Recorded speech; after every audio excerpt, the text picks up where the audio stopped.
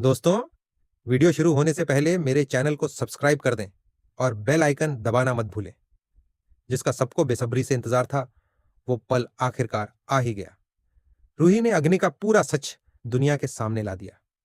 बिना किसी डर के रूही ने अग्नि को पुलिस के सामने खड़ा किया और एक एक सबूत अफसरों के हाथों में सौंप दिया। जैसे ही अग्नि पर हथकड़ी लगी, पूरे परिवार की आंखें फटी की फटी रह गईं।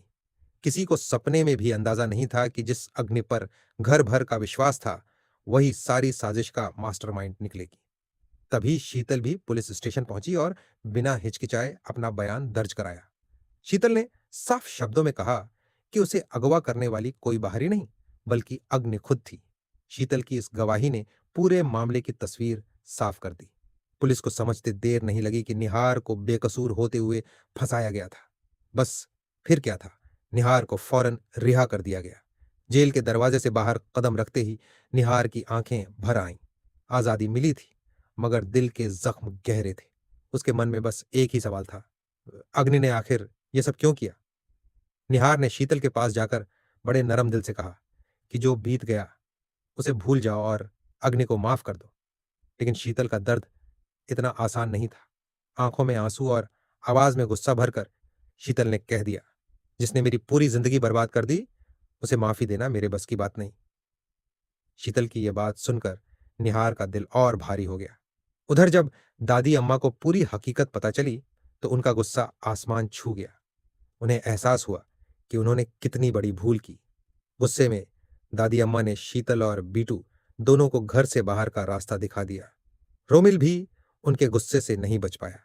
दादी अम्मा ने सख्त लहजे में कहा, आज के बाद अपनी सूरत मुझे मत दिखाना।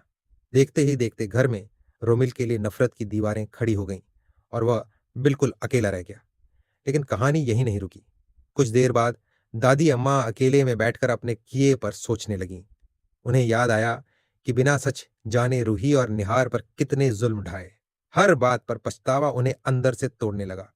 तभी सोनू दादी के पास आई और मीठी आवाज में बोली, दादी, रूही ने हम सब के लिए जो किया वो कोई भुला नहीं सकता।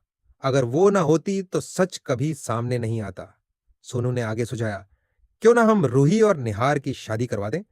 उन्हें खुश देखना ही हमारा असली कर्तव्य है। सोनू की बात दादी अम्मा के दिल की गहराइयों तक उतर गई। उन्होंने फौरन निहार को बुलाया और खुलकर बात की। निहार ने भी रूही के लिए अपने दिल का हाल बयां कर दिया।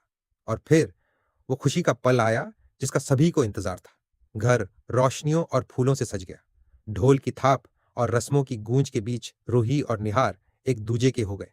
एपिसोड के आखिरी पलों में दोनों को एक नई जिंदगी की शुरुआत करते दिखाया गया, मुस्कुराते हुए, साथ चलते हुए। तो दोस्तों, आज का एपिसोड कैसा लगा? क्या दादी अम्मा का यह फैसला सही था? अपनी राय कमेंट में जरूर बताएं और वीडियो अच्छी लगी हो तो लाइक करना मत भूलें।